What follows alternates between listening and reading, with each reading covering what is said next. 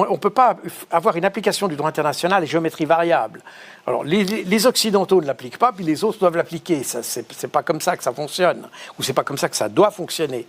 Et c'est probablement ce que le conflit ukrainien, avant même celui-ci, c'est ce que le conflit ukrainien a un peu révélé. Et ça a contribué d'ailleurs à la défiance qu'on a vue dans ce que certains appellent le Sud global, par rapport à l'Occident. Parce que tout d'un coup, on se dit, oui, mais alors, il y a ceux qui ont toujours raison, et puis nous, quoi qu'on fasse, on a tort.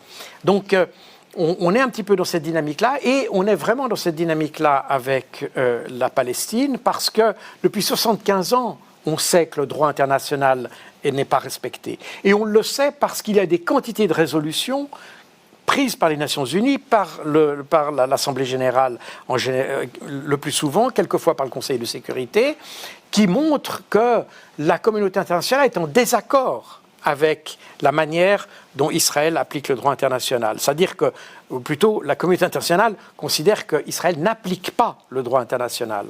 Et c'est là que notre responsabilité intervient, peut-être aussi en tant que citoyen, parce que finalement, c'est un territoire relativement lointain, qui ne nous préoccupe pas énormément, et pour lequel enfin, ça n'est pas un enjeu dans nos pays.